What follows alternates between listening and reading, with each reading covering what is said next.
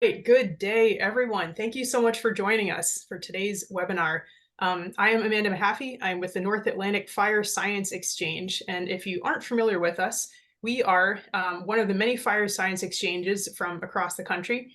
And our mission is to catalyze collaborations between fire scientists and managers to create a safe and resilient fire-adapted landscape. We are super, super excited to have our Fire and Fire History Working Group really hosting and leading off this event today. So with that, I'm going to kick it over to Chris Gitterman, who's going to tell you a little bit more. Thank you.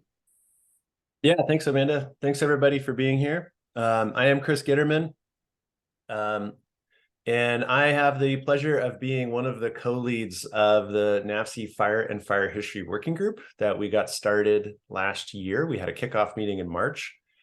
And one of the things we realized in doing that meeting was that we have a really robust and excited community in the region that wants to learn about fire history. And we're excited to keep that rolling. I'm going to share my screen really quickly here and just show you the website that NAFSE has set up for us where you can find some information about us.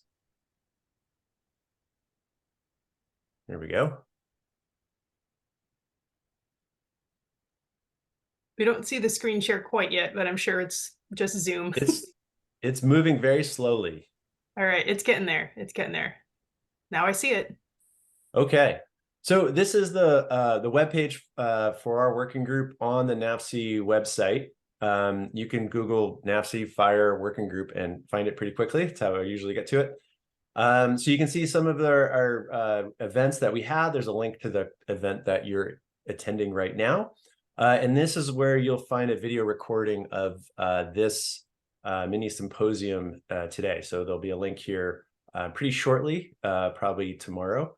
And some contact information. So again, this is meant to be kind of an informal and informative and fun way to meet this community of folks around the Northeast that are interested in fire and fire history and their applications and their research, and for us to get to know one another. So today we have 3 esteemed speakers that agreed to come and introduce themselves and some of their work regarding these broad topics of fire history in the region.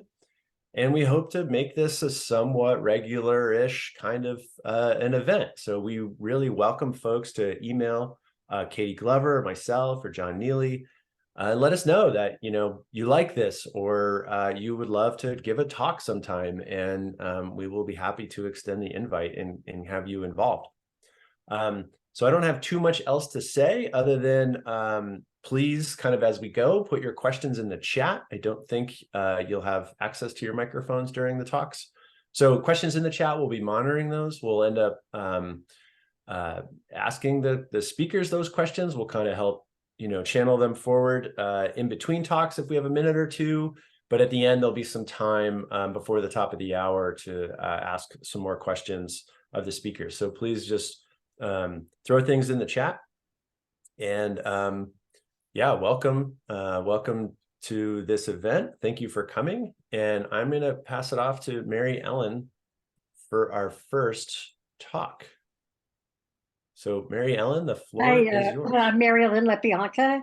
I'm down here in Cape Ann in Massachusetts, and I've been researching the indigenous history of Essex County, Massachusetts, which is on the Gulf of Maine, from the last ice age to around 1700. My background is in anthropology and archaeology, and I've had a little experience with physical and documentary evidence for the indigenous use of fire, which is my topic for today. And now I'll switch to my share screen.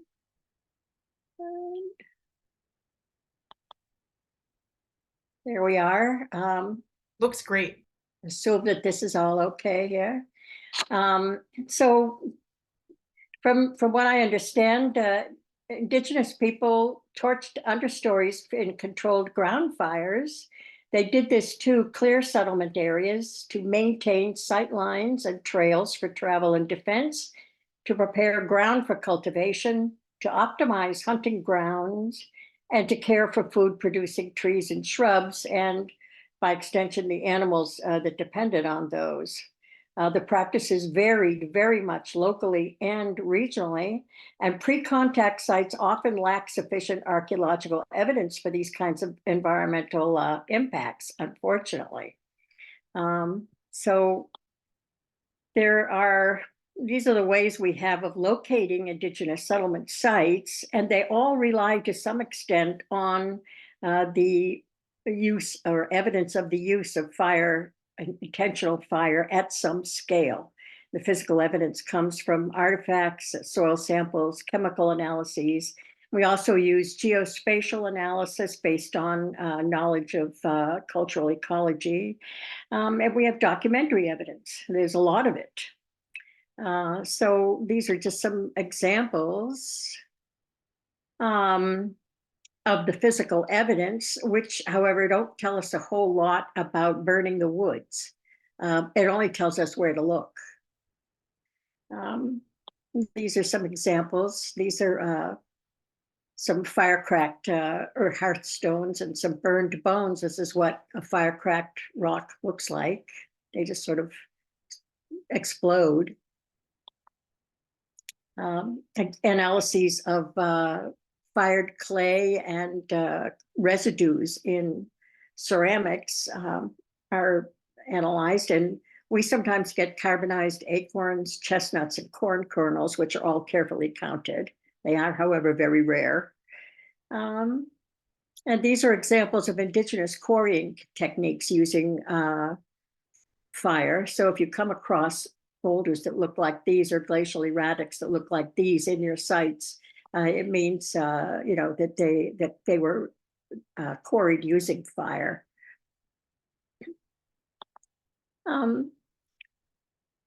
So both inland and on the coast, the proximity of managed forest is a predictor of indigenous settlement. This is in the form of communities or groves of fire-resistant and fire-enabled trees and shrubs. And the main difference between inland and coastal settlement patterns is that people on the coastal tidal rivers used controlled burns to clear hillsides for planting their maize, while the inland people could plant on floodplains.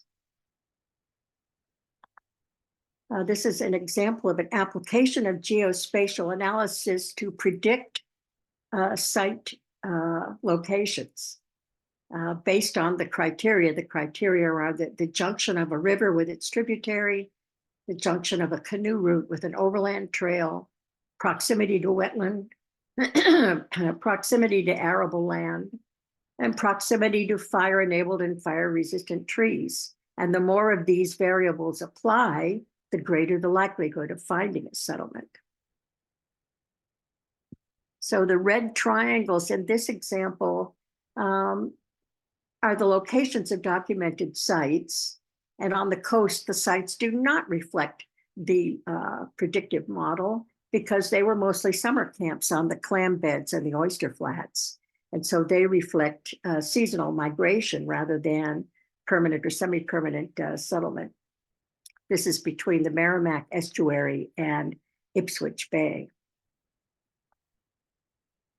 So areas of mixed forest with some of these plants in proximity to each other, and especially conspicuous groves of pines and oaks, were likely engineered over a very long time through indigenous forestry practices. These practices began probably sometime after 3,500 years ago. Now, in addition to using controlled burns, they conserved selective tree species. For example, flour made from the acorns of the white oak were a staple food, especially before the introduction of maize. And cedar is a sacred plant in Algonquian belief. It's used in purification rituals, burned in sweat lodges. A baby's first bath was in cedar-infused water. Cedar boughs freshened their cache pits and their sleeping platforms and their wigwams. And many settlement sites abut cedar swamps throughout the Northeast.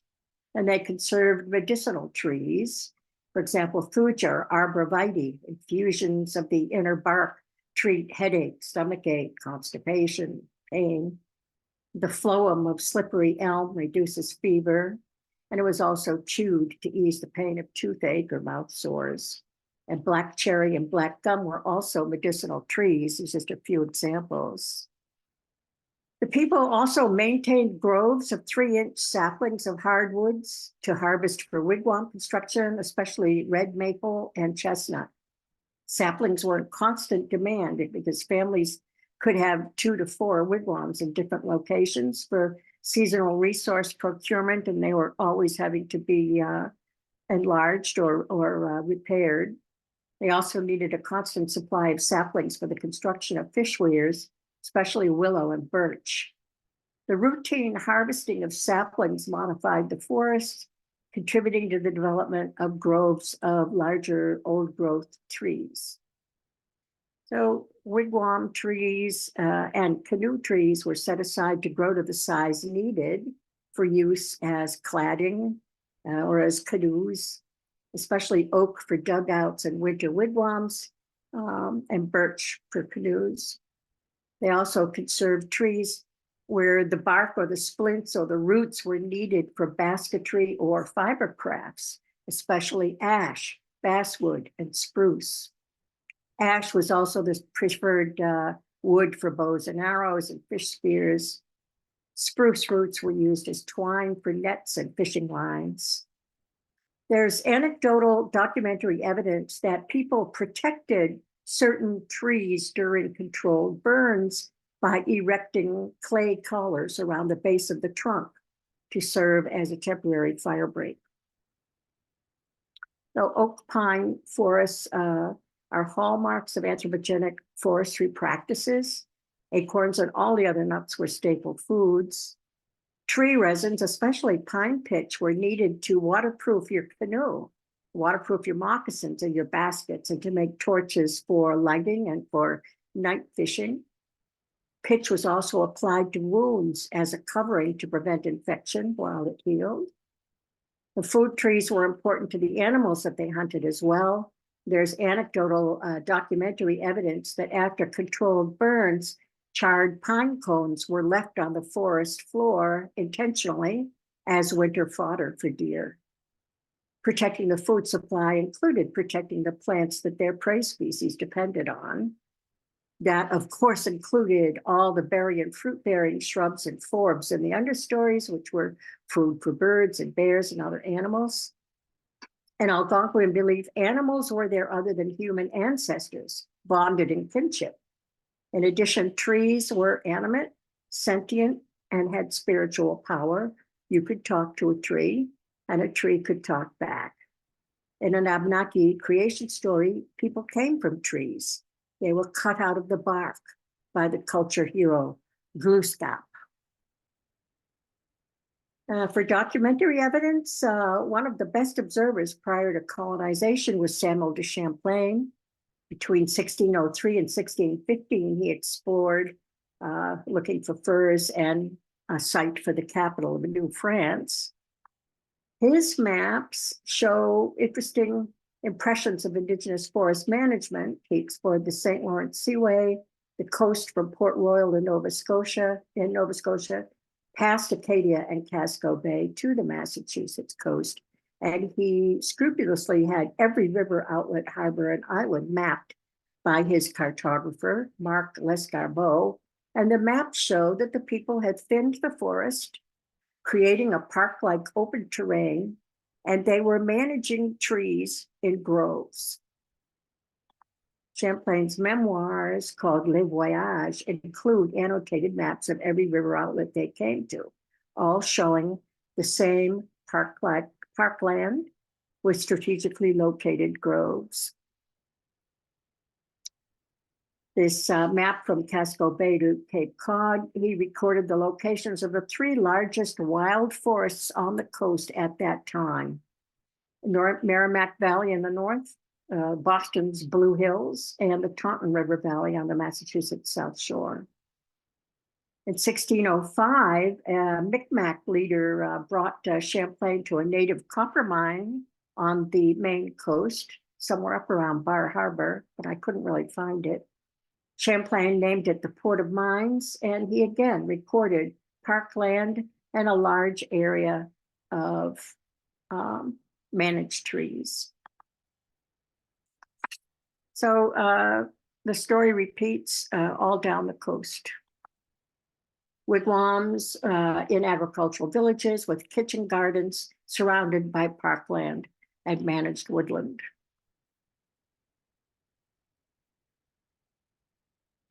This is Champlain's map of Indian Island in the Penobscot River in Maine, which he called St. Croix. It shows the layout of the Penobscot village that was there at the time, complete with cornfields and garden layout. Champlain wrote about something he observed in which a fall burn was done in connection with a game drive. His illustration shows cleared understory with scorched trees.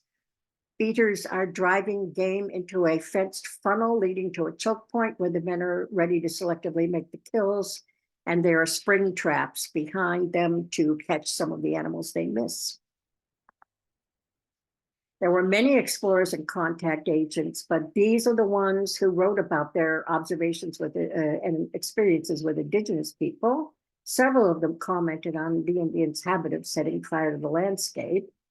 Regarding corn cultivation, Champlain wrote, some of the land was already cleared up and they were constantly making clearings. Their mode of doing it is as follows.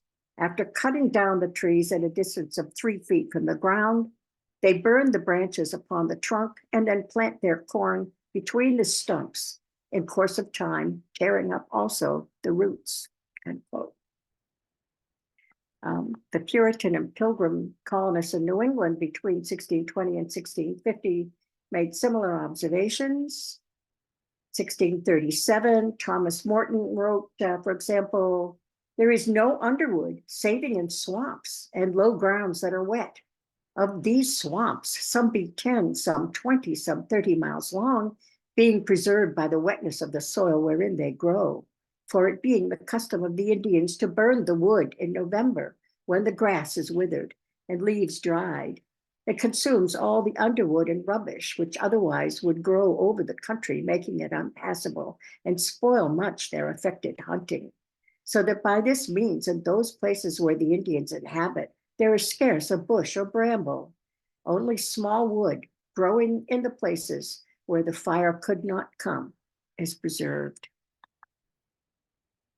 So this suggests you might not find too much physical evidence of fires from cores made in wetlands.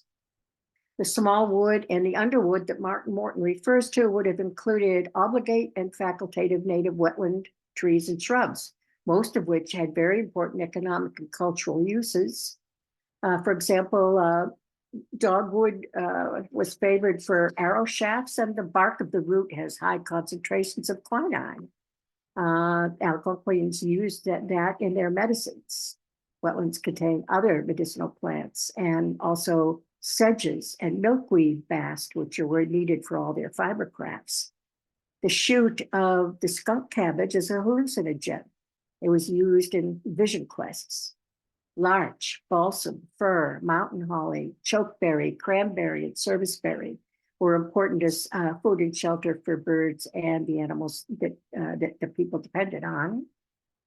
Also, wetland animal species included snakes, frogs, and turtles, common in vernal ponds. These creatures were all regarded as transformers, and they were sacred. There were also beavers and muskrats that were very important for trade in the waterways. And a lot of the swamp plants like sweet fern and buttonbush do not recover from fire. Cranberry bogs would really have been dry enough to burn, intentionally or otherwise. In any case, there really were a lot of good reasons for not setting fire in the wetlands. In the historical record, wetlands were also the places of refuge for people in wintertime and during times of warfare. In addition to concealment and protective terrain, wetlands offer ready supplies of survival food, duckweed, water lilies, arrowhead plants, known as Indian potato, cattail shoots, edible grasses such as northern wild rice, and chenopodium such as goosewood. So wetlands were the sites of winter settlements, and swamps were the refuges of last resort. Wetlands are also associated with ceremonial stone landscapes. This example is a drone photo of a summer solstice alignment running through a wetland on a hill on Cape Ann. In the 1950s, a forester turned ethnographer by the name of Gordon Day collected Abenaki names for the trees they conserved. Day gathered this data from the so-called St. Francis Indians at Odanak and vicinity on the St. Lawrence River in Quebec. St. Francis was a Jesuit mission for Abenaki converts and became a haven for Indigenous people from northern New Hampshire, Massachusetts, southern Maine, and so on, following King Philip's War in 1675, which was Plymouth Colony's war against the Wampanoag for their land. And the list of trees, including their present-day taxonomic classifications, along with their Abenaki names and uses, tell a story. The list includes these trees and plants and others. The Abenaki names for them describe either a way to identify them by their growth or explain their use or some quality relating to their use. For example, the quality of a tree's splints for weaving baskets, or the ability of a tree's bark, resin, trunk, leaf, or root to protect a winter wigwam, heal a wound, make a canoe, make a good beverage, or reduce a fever. Gordon Day cites an Abenaki oral tradition in which the harvesting of trees became more restricted as populations increased and became more sedentary after the introduction of maize. Consider that wood was in daily use over thousands of years as the only source of fuel for heating, cooking, baking, smoking fish and meat, rendering fat and pitch, firing pottery, woodworking, making maple syrup, making torches, quarrying, furnishing the sweat lodge, and so on ad infinitum. After selectively thinning forests locally, contributing to the park-like appearance, people conserved and maintained their local arboretums and traveled greater distances to bring home firewood from wild forests. Day concluded that the distribution of native tree communities that we find today is largely a result of indigenous forest management. These are a few of the best sources relating to indigenous fire history. If you wanted to take a screenshot, or I think this is being recorded. 2-minute warning, Mary. Hate to stop you, but. Well, and isn't that convenient because I'm at the end. Oh, I learned a lot from this investigation, and these are my takeaways. They burned the woods, they conserved trees, they did not burn wetlands, and we can still see some of the way they changed the land. So thank you very much. Stop share. Okay. Thank you so much, Mary Ellen. That was really wonderful. Big applause from me and everyone. I know it's hard to hear. Next up, we have Inga Lapuma. And I'm kind of scrolling through the chat, and I actually don't see any questions in the chat right now. So you're off the hook for the moment, Mary Ellen, but thank you very much. Okay. And thank you. we will come back to you later. I'm sure there will be questions.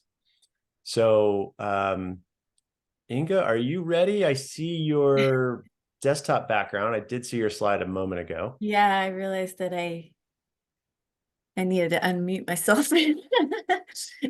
Are we good? We're good. Yeah, please take us All right. away. Thank you so much. All right. Thank you, Mary Ellen. It was so interesting. I want to talk to you more for sure. My name's Inga Lapuma. I am currently the land fire program lead at the Forest Service, working in Rocky Mountain Research Station at the Fire Lab in Missoula, but I live in Cape May, New Jersey, and that's kind of what a lot of this presentation is going to focus on is New Jersey and Southern New Jersey in particular, looking at the, let me see, get my little pointer guy, looking at the Pinelands of New Jersey and Southern New Jersey and the fire history there. So what's so cool about this area? Well, meet the pitch pine. It doesn't die. So these photos are showing the Warren Grove wildfire. I guess it occurred in May, and these photos are from September. And so what you can see is the pitch pine has epicormic shoots. So after it burns, it just kind of resprouts from the bowl. It resprouts from the branches. If it was more severe fire, it resprouts from the base of the tree. And of course, it has the serotinous cones. And this is an area here, which is called the dwarf pitch pine. And that is the area that, historically has burned the most. So I just want to kind of, give you an idea of the fact that, yes, this is a very fire adapted ecosystem. And most likely has been this way for a long time. And so in terms of the literature accounts of Native American fire use in this area, this is most likely from the Lenape tribe in southern New Jersey. There is an account of Peter Lindstrom back when New Jersey was called New Sweden in the 1650s.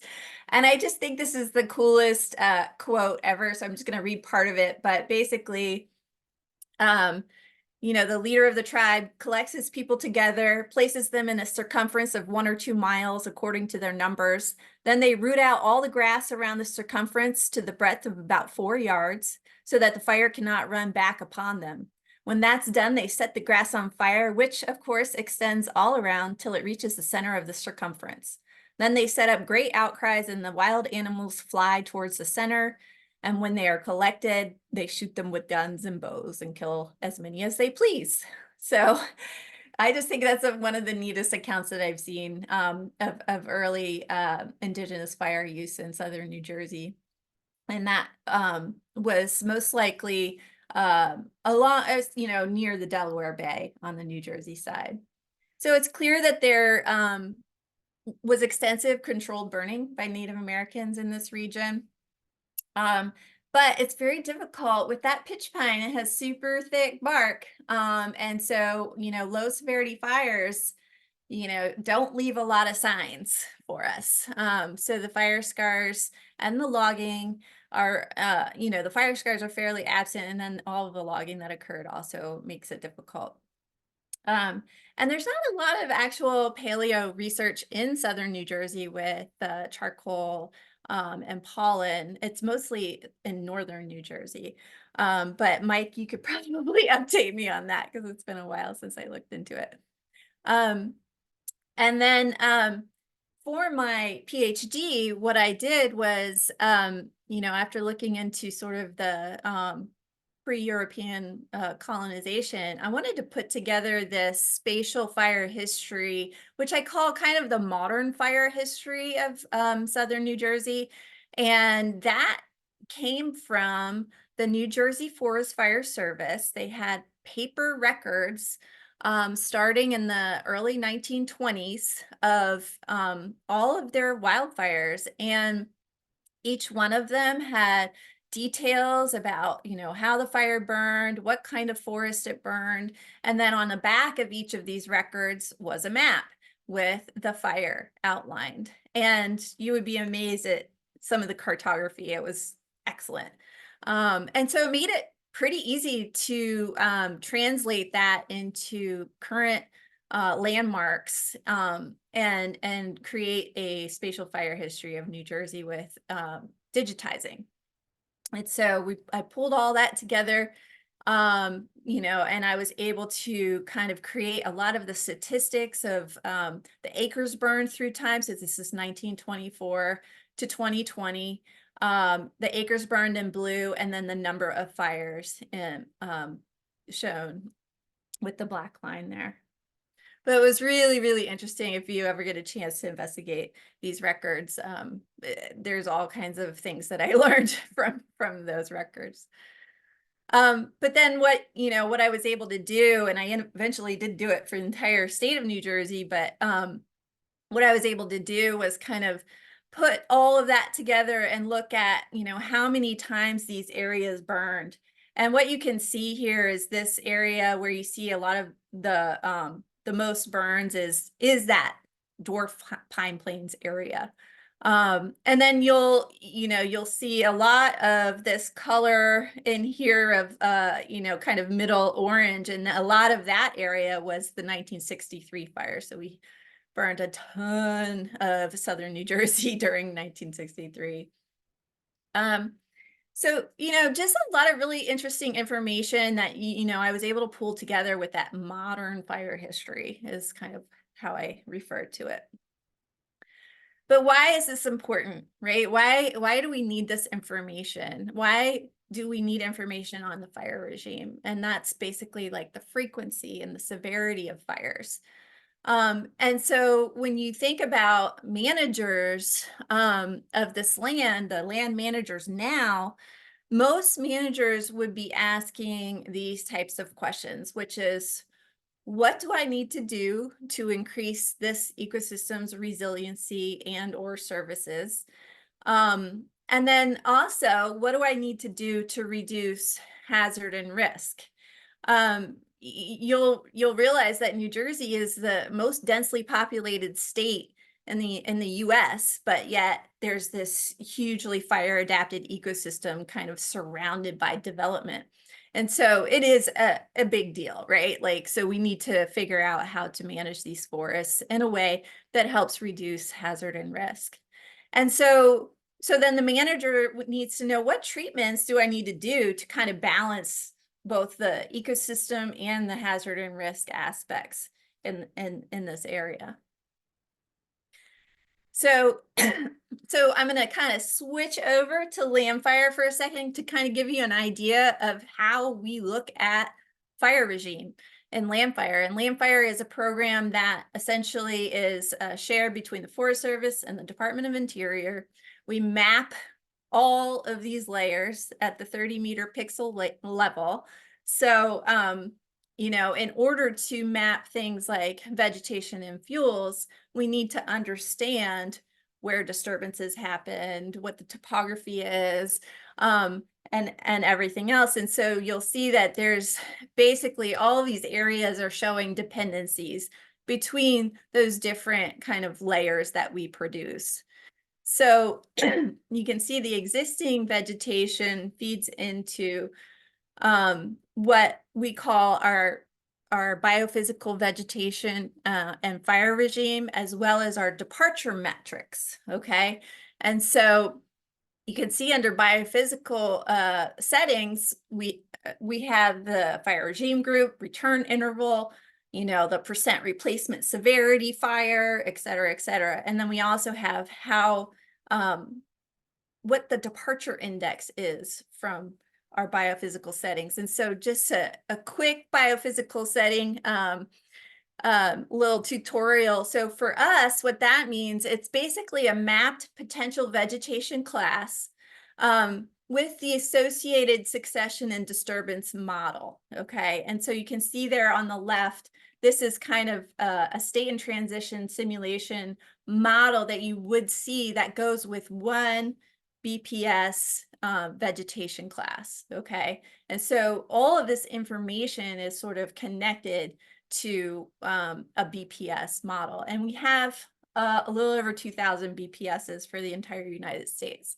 But what this does is it gives you an idea of what the probability is to transition to a different succession state within the forest, right? So here you have, I just pulled this. This is like a grassland to savanna, and so on up to shrubland. So it gives you an idea of the return intervals that would be required to transition to a different successional state. And so that's information that fire managers are interested in. And so for each BPS, so this is that coastal pitch pine BPS, biophysical setting, right? And you can see it extends up Long Island, Massachusetts.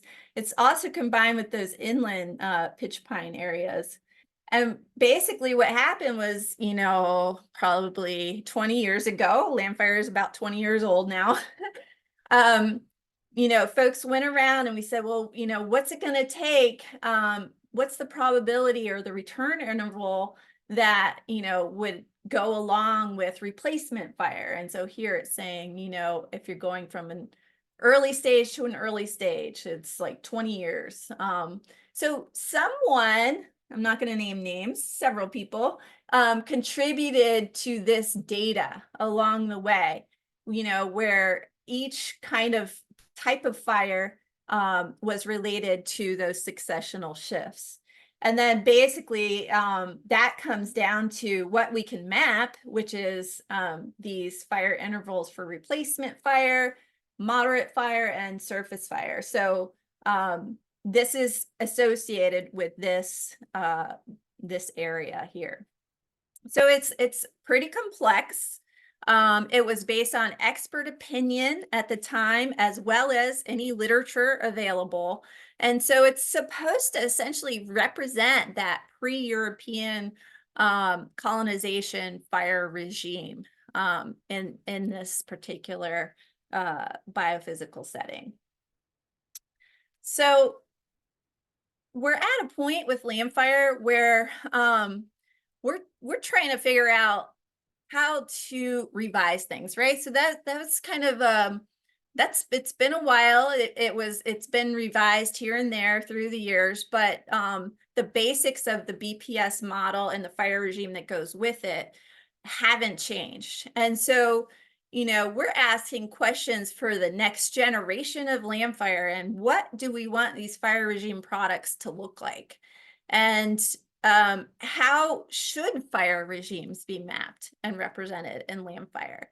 And, what kind of fire regime information can actually help managers create burn and treatment plans? So we have this sort of departure metric from the reference condition of that pre-European fire history. But is that helpful for managers, right? Especially considering land use change and climate change into the future.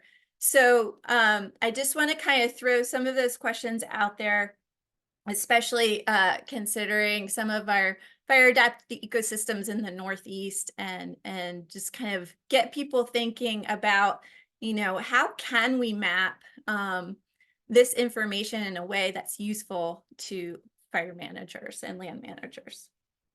And I think that's all I have. So gonna stop sharing. Oh, that was really wonderful, Linga. Thank you so much. Big round of applause for you as well. Yeah, as a practitioner, along with our next speaker of tree ring fire history, I'm a proponent of getting more tree rings and more fire data into land fire. Yes. But what a valuable product it has been and continues to be. So that's really wonderful. So I'm gonna move us along, and our final speaker today is Mike Stambaugh. He's going to take us up pretty close to the top of the hour, and so there'll be some time for questions then, if folks have to leave. If not, myself and others, and hopefully the speakers, will be staying around a little bit longer than just the 1 hour if you want to hang out and ask some questions afterward. But I just want to make sure that Mike has all the time he needs. So I can see your slides, and there, looks like you're ready to roll, Mike. So the floor is yours. Okay. All right. Thanks for inviting me to give the talk. This is a presentation that we recently presented at the fire conference in California, and Chris asked if I would do this. So we're happy to do this and talk about this work we've been doing in Maine over about the last decade, including Joe Marshall, Aaron Abadir, Dan Day, and Rich Guyette from the University of Missouri and the U.S. Forest Service Northern Research Station. So just a little bit of background about this topic. I think it's interesting that fire-adapted species and fire-adapted communities exist throughout the northeastern U.S. and northward. However, very little is known about them and their ecology. especially the detailed fire regime characteristics like fire seasonality, fire size, fire frequency that might be associated with these.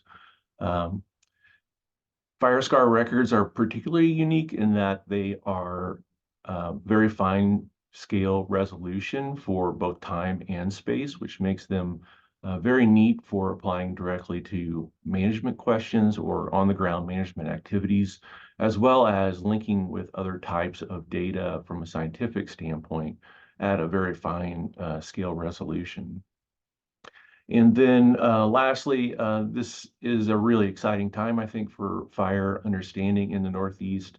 If you've been following this kind of topic, you'll know that there's quite a lot of debate and exciting papers entering the literature about fire regimes in the Northeastern US, and in particularly the role of people. At the time we started this, we were actually working on a national model of fire frequency, historical fire frequency, which we call the physical chemistry fire frequency model, or PC2FM. And so we were deep in model development, equation development to try to predict the fire frequency historically across the US. And we had a very good model presented here in this kind of data plot on the bottom right, but we have a very limited data across much of the US. And this map on the top right is from a recent paper by Margolis et al. Showing the little yellow dots where we have fire scar history data.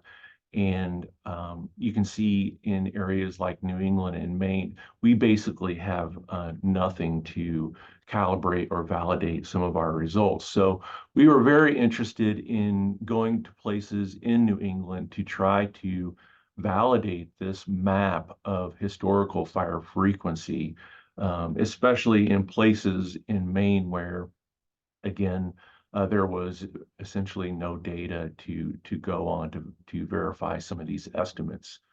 In the middle now you see the map of Maine with the blues and purples being areas where we would expect fire frequency in the pre-European era being anywhere from, say, 30 upwards to hundreds of years long. The area more closer to the coast is where this model is predicting that we would see fire intervals somewhere around the 20-year length. Okay, so we were setting out to try to confirm some of that with the ability to document this through fire scar records. And so we started looking for sites in Maine in 2012 and have more or less wrapped up our initial push here at surveying sites and sampling those sites. We surveyed probably around 20 sites throughout Maine, looking for historical fire data from these old trees that include anything that's wooden and has fire scars, from stumps, snags, and living trees. And then we use standard tree ring methods to date those, both the tree ring records of those trees and then the fire scars on them. These pictures give an example of the array of types of materials that are out in Maine in terms of fire scar samples. So on the top left, we have a natural snag, has a ragged top there, embedded within an area that's northern conifer, northern hardwoods. A lot of these historical materials with char are in areas that have type changed and are no longer maybe the same types of species. Most of the species that we see with fire scars in this area were red pine, and so all these old trees that you're seeing in these photos are red pine, although other species could be used in Maine.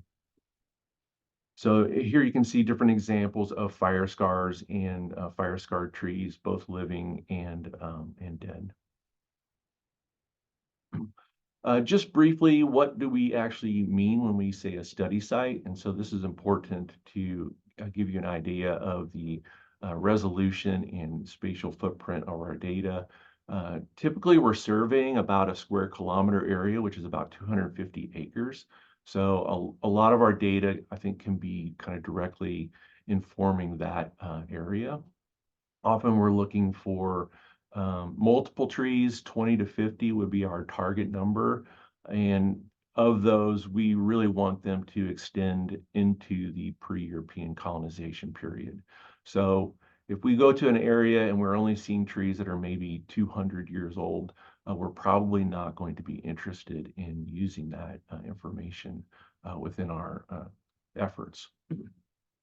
Again, lots of different materials included here, and typically we stick to a single species, in this case red pine, but that's not always necessary or the case.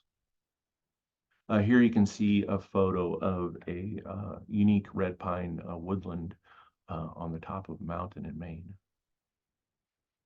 This is just an example of sampling one of these trees. So on the left, you can see this snag with multiple scars represented on it by these kind of callus tissues.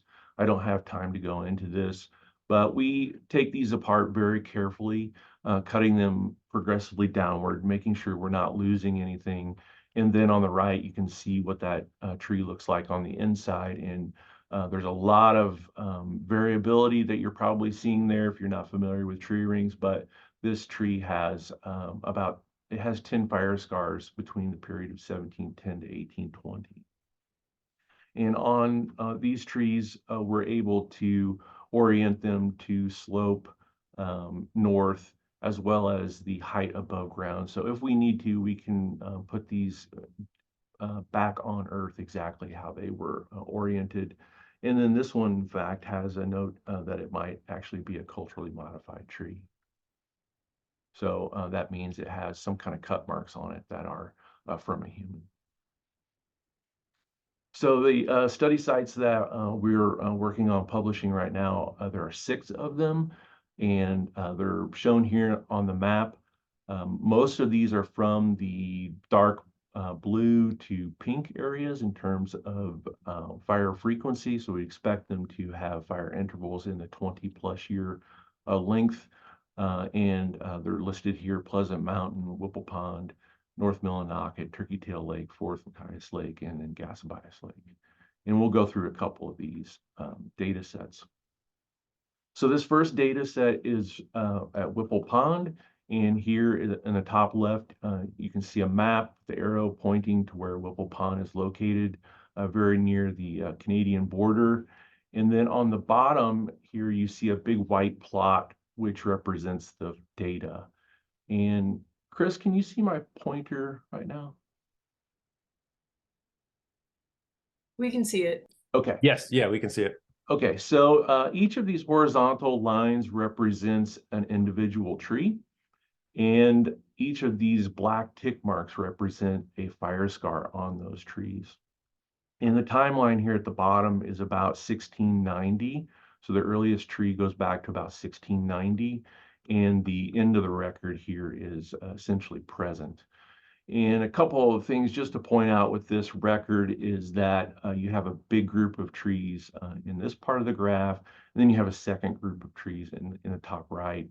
And this break in the middle is likely indicating that logging era, where these are the trees and the stumps that were logged, and then these are the trees that regenerated after that era. Certainly there were stumps at this site. And then each, again, of these tick marks lead down to this bottom timeline, which is representing all the fires at this site. The first fire being in 1710, the last fire being in 1910. And then if you calculate the number of years between each of these fires, fires range anywhere from 1 year at the shortest interval up to maybe 30 years at the longest, with a mean fire interval at this Whipple Pond site being 11.8 years. Okay. This next site is quite different. This is actually the top of a mountain. So this is nearly 2,000 feet in elevation on top of Pleasant Mountain. This is a very different kind of forest condition. This is a red pine woodland that is strongly edapically controlled, meaning the thin soils and exposed rock probably keep this site very open. And if you look at this plot, you can see its general shape is very different based on the tree ages as well as the poor site. This area was probably never commercially logged. It doesn't really have the evidence for that. The earliest, or this record goes back to around 1580, comes up to present, and then the earliest fire recorded here is 1609. You can see a cluster of quite frequent fire from early 1600s to the mid 1600s, and then a gap in fire from 1646 to 1723, and then it picks back up. Some of these fire events, you can see there are many of these tick marks stacked, which represent either very extensive or relatively high severity fires, versus these other years where you have only maybe one or a few ticks represented, which we would expect to be either spatially limited or lower severity. And I think you'll see, as you look at a lot of these graphs, that there's a mix of both these years with large stacks or very extensive, maybe higher severity fires versus these other years. But there's really no evidence here for stand replacing fire. Otherwise, these trees would not likely live through and be able to show these scars and record. Okay, so again, we have a fairly short intervals represented here, anywhere from maybe 3 years up to maybe 80 years, with the mean fire interval of these between 1609 and 1919 being every 15 years. And then these last two sites I will talk about are here in more northern Maine. We're going to look at this northwest Millinocket site first. This site has about 40 trees, I believe, and the record starts in the late 1500s, comes up to present, and in general, we see less frequent fire. We have maybe the shortest interval being about 5 years, the longest interval being 85 years. And then a quite different graph. Overall, we see very few trees extending before 1800. And then we have this big stack of trees that come in right after this, potentially this 1800 fire event, which likely is related to this regeneration pulse. It could possibly also be due to logging. We don't know that for sure, but likely this big regeneration pulse is associated with this 1800, this fire year of 1800. Okay, and then right next to it is this other site, Turkey Tail. We're going to go to that now. And the Turkey Tail Lake site has a much lower sample depth. I believe there are 12 trees represented at this site, so there was less material available. However, this record goes back into the 1490s, so quite remarkable that very long fire scar history records are possible in this part of the U.S. And at this site, we see the first fire represented in 1509, another one in 1569, and the last one here being in 1909. So quite different record in that if it is accurate, meaning if we weren't to sample more trees and get more fire scars, this site has longer intervals between fires than some of those other sites we see. And then one last thing that's quite interesting about this site is that it also, like that North Millinocket site, has this 1800 fire. So if you remember, the 1800 fire at the North Millinocket site was also corresponding with a big increase in pine regeneration there. So this could be an extensive fire around that part of Maine. Okay, just show you a couple of tables here with some results summarizing these data. And some of this may be more valuable to revisit. There's a lot of information here, but you can revisit it on a recording. But essentially, we're showing the elevation of these different sites, The sites range from anywhere from about 98 meters or 300 feet up to about 550 meters, so around 1,800 feet elevation. All these records go back, into the 1500s, more or less. The Whipple Pond site only goes back to 1692, but the Turkey Tail Lake site gets back into the late 1400s. And then the mean fire intervals here for the entire period of record are ranging anywhere from about 11 years up to nearly 50 years, with these minimum fire intervals being quite low, anywhere from 1 to 5 years on the shortest fire interval at these sites. We do have the ability to look at the position of the fire scar within the tree rings. It gives us a ability to get closer to what is the seasonality of these fires. And most sites show that the fire seasonality is late in the growing season, except for the Whipple Pond site, where we see heavier dominance towards dormant season fires. Okay, so just in summary, we have evidence of fire in these fire scar records in Maine from as far back as 1509, and the most recent fire we record is in 1936. Fire intervals are ranging anywhere from about 12 years up to 50 years. And the minimum fire intervals are quite short, 1 to 5 years, in that most of these sites have these late growing season events, with the exception of one site having a dominance of dormant season fires. So just in conclusion, historically, there were at least some areas included within this New England area that had relatively frequent historical fire regimes. There is, I would say, immediate potential for developing new fire scar history sites throughout the New England and the greater Northeast. I think we could immediately go to sites in any of these states listed and develop a new fire history based on our prior survey work.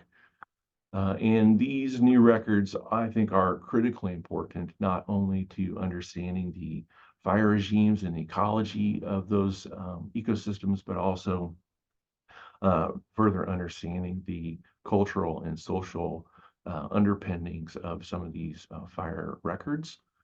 And then our future work will be to finish this publication probably within the next few months, and then continue to seek these remnant trees, especially because it won't be long before they're gone, and these records will no longer be attainable. So just to acknowledge, the funding for this project came from the Northern Research Station in the University of Missouri. And we have lots of people listed here for allowing us to access their lands to get to these sites, as well as to help us with the logistics and field work required to collect these data. That's all I have. Wow, thank you, Mike. Yeah, big round of applause for you as well. That totally is a very different story than I heard in forestry school in Maine about fire in the region, or in Maine in particular. So that's really cool work, cool findings. And from a sample collection standpoint, very inspirational as always. So thanks for that. Absolutely. There is time for questions among everybody. I'm trying to pull up the chat myself here. There are a few questions in the chat. And again, if folks need to take off, it's right about the top of the hour. So we thank you for coming and listening, participating. And if folks can stick around and ask questions, then please do so. We'd love to hear them. I'm going to not start at the top of the list, but I'm going to jump in with a question for Mike, since he's just kind of finishing up. This is a question from Sonia Kaufman, asking if there's any co-occurrence of historical fires with lightning events, or is it more likely that these fires were human caused?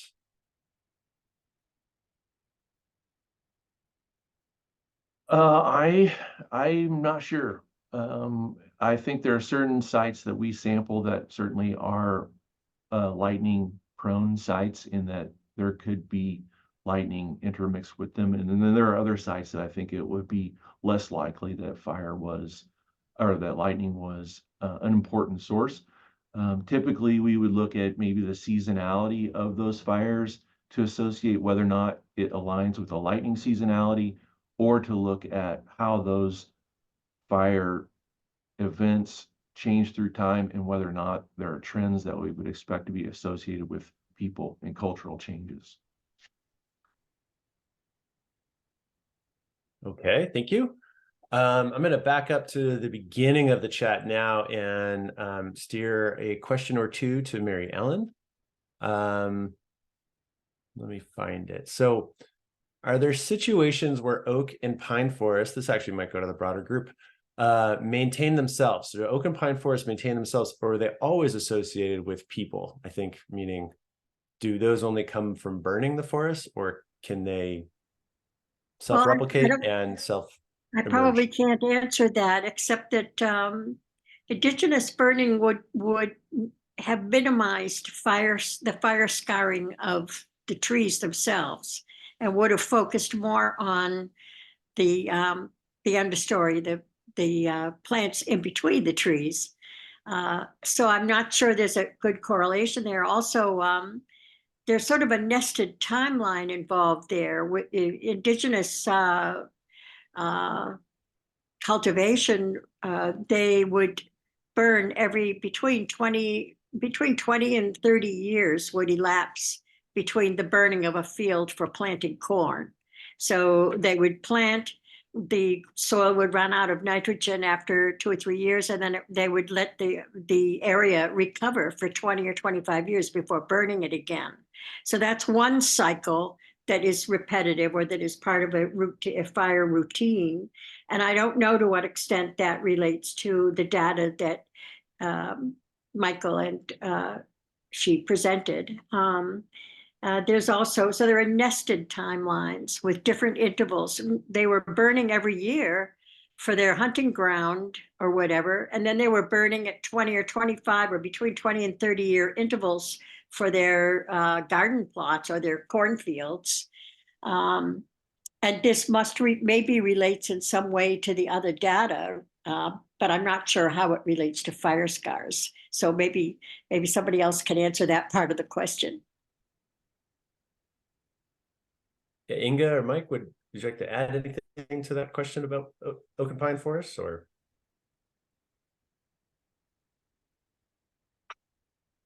Just one comment is that, the information that Mary Ellen can link between types of human uses of fire and the, purposes to fire scars in the fire scar records, that's very valuable. And I think would be very important link going forward. Right. Yeah, and I would just add that, in the pitch pine ecosystem, if you don't burn, you are going to start transitioning towards those dry oaks. And so, my assumption is that there was this sort of regular maintenance to maintain that ecosystem. Okay, we're getting quite a few questions now, or at least messages in the chat. I haven't seen them all yet because I'm still kind of like working down through the questions. So thanks, folks, for adding your questions. We will do our best to get to them. So next question, I think this one's for Mary Ellen as well, is what were the means by which trees were felled, primarily through axe, or how are trees felled? They were chopped down, but quite often fire was used to bring them down also. But you're right, a stone axe was the principal piece of technology used to fell a tree. Yeah. We have examples of those in the archaeological record. I've seen many of those as a denizen of the tree ring lab out in Tucson. Yeah, it looked like a lot of work to fell a tree with a stone axe, like beating it to death until it fell over. Well, another practice was they had a very long-term view of things. So they frequently would girdle a tree and simply leave it there to die in place to be easily harvested at a later time. Usually that was done for trees that were being selected for firewood. There was a constant supply of future firewood with the girdled trees. Right. Yeah. Interesting. Next question. This one I think is for Inga. It comes from Michael Van Cleef from New Jersey. And he said, wondering what the intersection of Native American burning and forest emulsification with the goal of stewarding land to more closely resemble thousands of year-old conditions that have changed significantly over the last 400 years. Beyond wetlands that likely didn't burn too much, can models be used to suggest high probability of oak hickory versus maple beech birch uplands?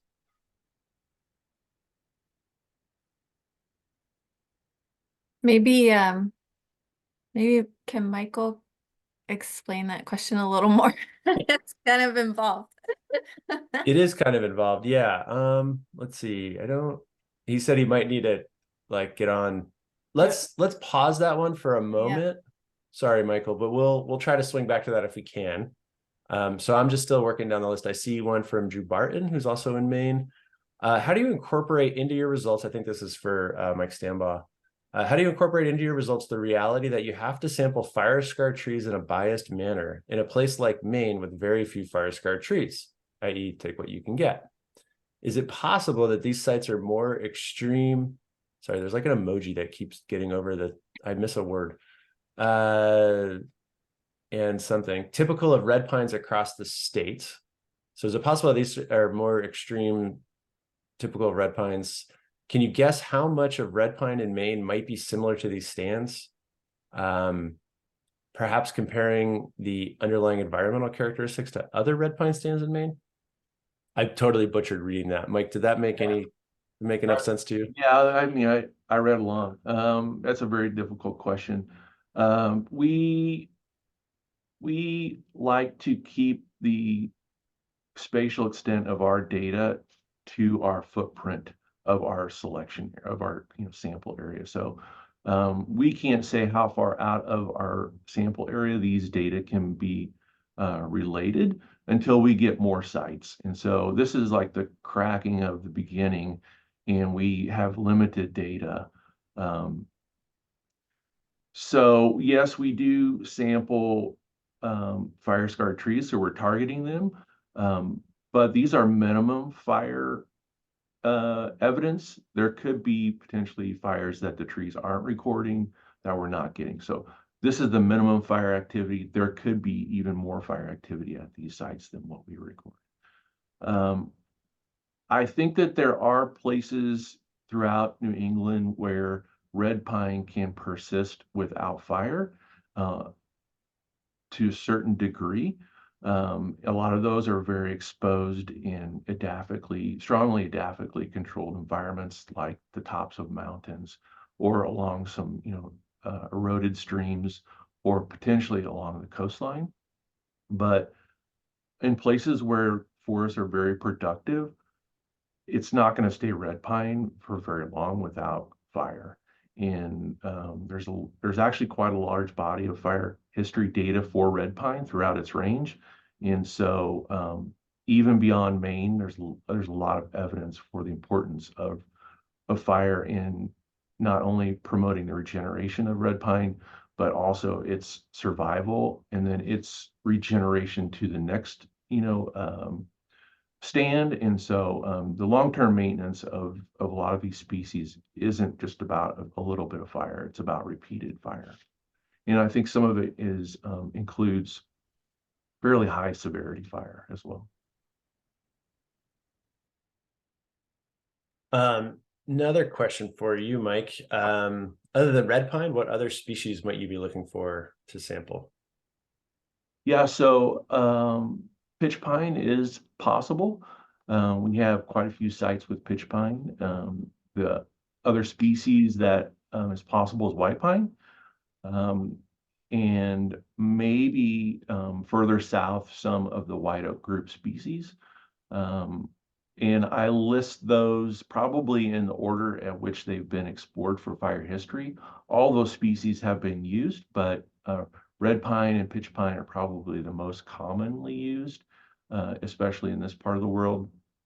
There are other trees that record fire scars, like all species will record fire scars to some degree.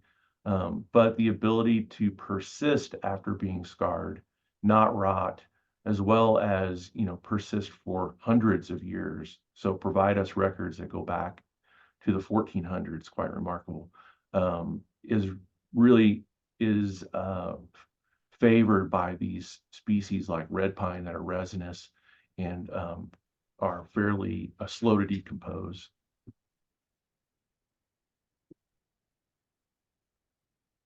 Thanks, Mike. I want to look back and return to Inga. It looks like you posted questions, or these might have been questions that you received via direct message, I'm guessing.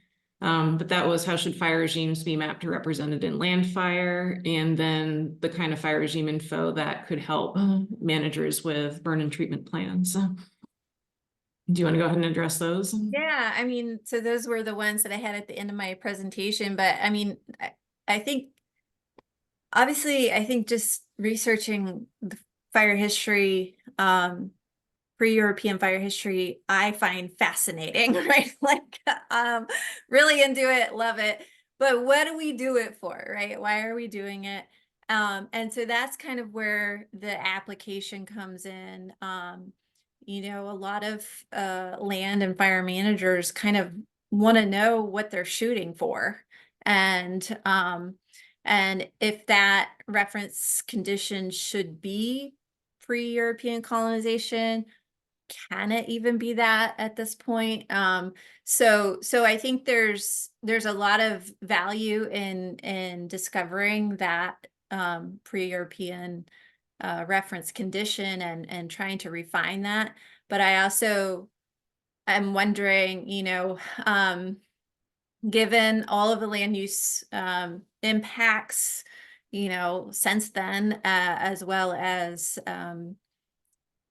some of the climate changes that we've encountered, and that we will most likely encounter in the future, how can fire managers take information on fire history and use it to their advantage? And and this is, with land fire, we're trying to map everything, right? So this is sort of in that context, like, how can we map that so that it's useful to fire managers?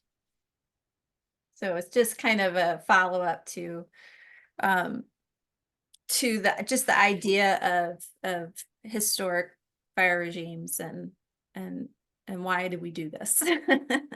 What other kinds of evidence do you use other than fire scars? Do you use charcoal horizons in soil cores and things like that?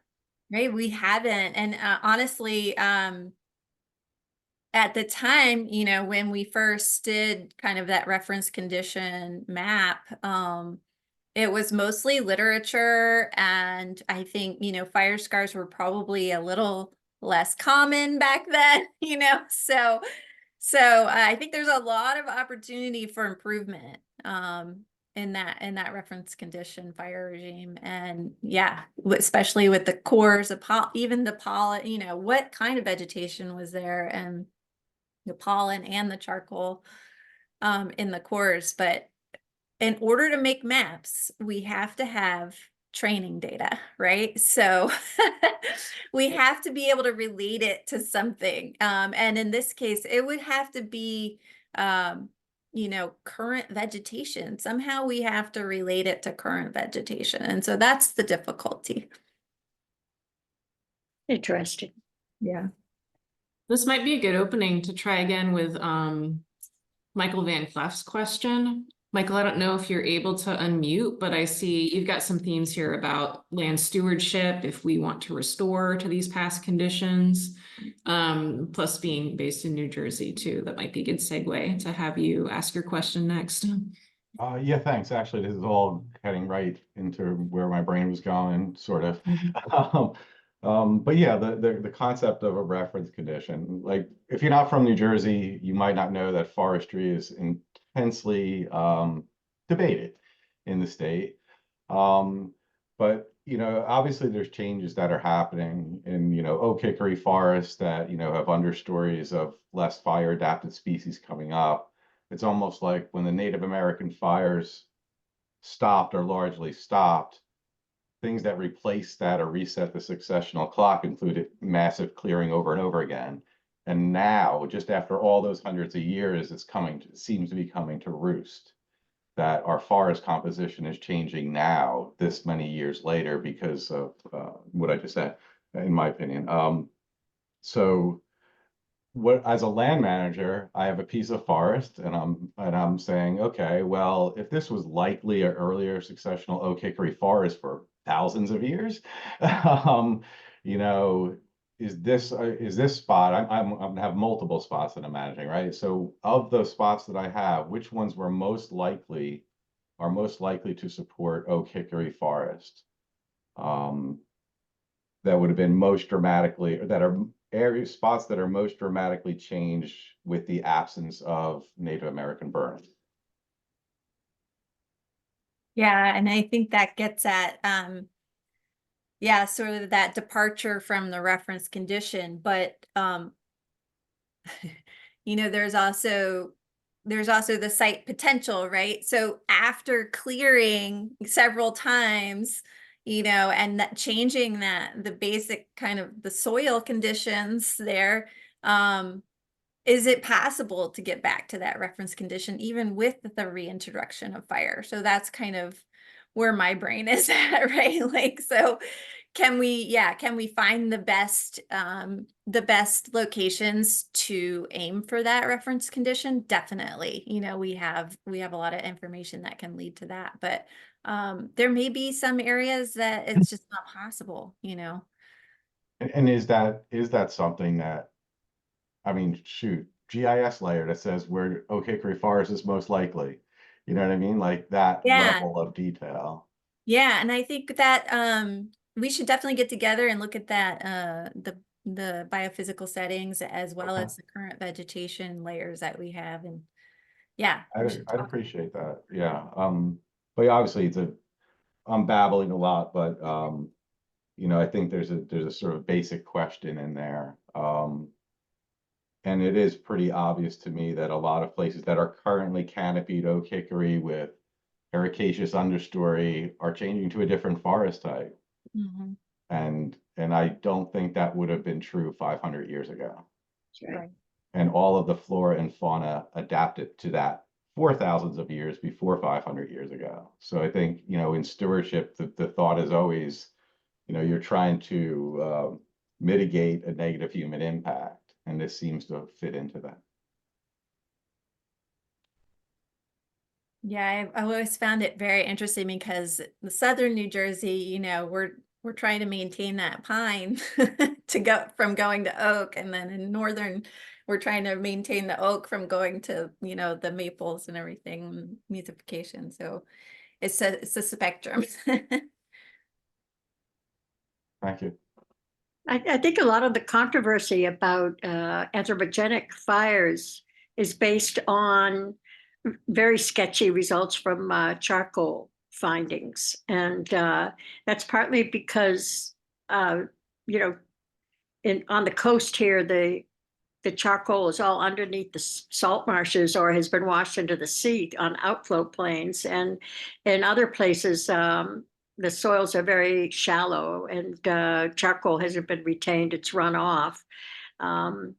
Bogs, cores that are made in bogs or wetlands aren't going to have very much charcoal because there was very little burning there. And so there's that's a sort of a bias in the data itself as to the extent of anthropogenic fires based on charcoal. So charcoal is not a good indicator often. So I think that the debate is very unfortunate. Obviously, we have both natural and anthropogenic fires. It doesn't make sense to have a debate over over whether or not the indigenous people burned. They certainly did. They did burn the woods. So let's move on from that. Could I follow up with that, Mary? I think that the debate even beyond that is the extent to which, in terms of area, that Native people influence the landscape. And so It was very spotty, what would you say to that in terms of very spotty. very spotty? Very spotty, and that's part of the problem. Here, for example, on the Massachusetts coast, arable soil is only in little pockets at intervals. You don't have broad areas like you would have in a major river valley, like a Connecticut River Valley or something. And so the areas are so small, they might not even appear in a sample of, where there were fires. And very discontinuous also. So, and then the burning of the woods for hunting, that the hunting grounds were the hunting grounds. So, that would be an area that you could look at for consistency. But for the planting, it was very inconsistent, very spotty, and all over the place. So, I think that is a factor.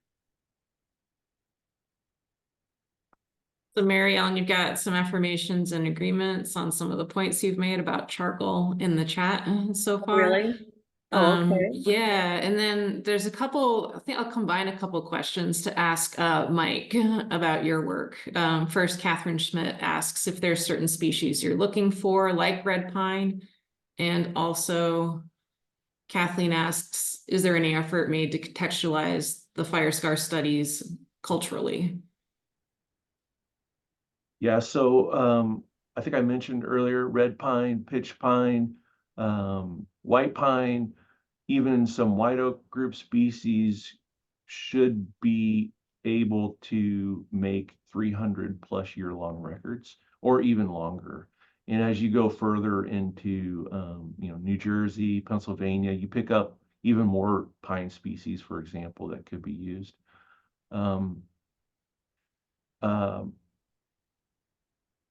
Our records in New England are few in just getting going. So we really have been focused on, getting them out of the woods and making them as opposed to analyzing them. And I think the next step is to, if we feel confident that, they are robust and would be suitable for comparing with any type of, cultural data sets or knowledge, then that's great. That's really the pinnacle, I think, of combining those two types of documentary resources. We have done that before in other regions of the Eastern US where we have much more robust records. And those are very fruitful endeavors, and I think help to really,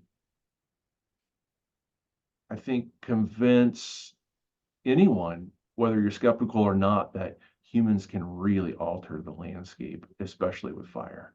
And they can be as frequent as they want it to be in some frequencies that we would be shocked at. So, for example, some of the short intervals in Maine that could be 1 to 5 years at any of these sites, I think people might be very surprised by just that statistic alone. And then lastly, I did see a question, and it's kind of related to that, is that there certainly is the potential to pair charcoal data sets with fire scar data sets. I know Maddie Landrum has an amazing amount of charcoal data coming, but often you don't see that done because those are parts of very large and expensive projects. So typically, if it's a project that can pair fire scar and charcoal data, those are, multi-hundreds of thousands of dollars of efforts, and in the Northeast hasn't seen that kind of funding support yet for this type of topic. It should, but it hasn't. And what you see more often is that subsequently people will sample at another person's site. So, for example, right now we have people who are sampling charcoal at our fire scar history sites. Even though it's been 10 years since we've sampled that, these efforts are growing, and I think we'll see more of that through time. Yeah, that's great to hear. Another question for you, Mike, is how did your triggering fire histories compare to the model results from PC2FM at those sites? Yeah, so I showed a map of our estimates of fire frequency in Maine, and then I haven't done the actual analysis, it's on deck, but I do know that at least 2 of the sites are twice as frequent as what we would predict. And then maybe one of them is a little less frequent, but generally, I think a lot of people like looking at our map and then they might produce a record and compare their data to what we find. And people contact me when they're doing that quite often, and more often than not, the data that they generate show more frequent fire than what our map shows. And so I caution you to think that our map is an underestimate, because a lot of us do sample in fire-prone environments, but those new data sets that are coming in show often more frequent fire than what we portray.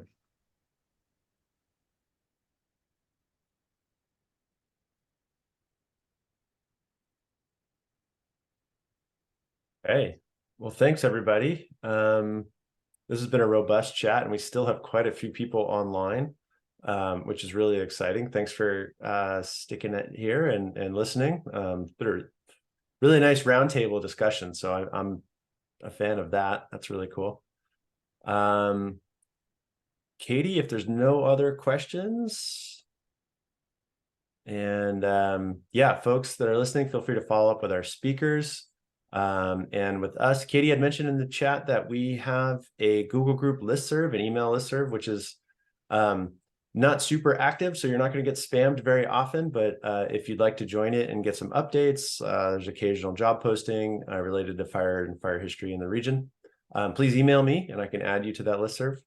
And with that, Amanda, come on back and take us home.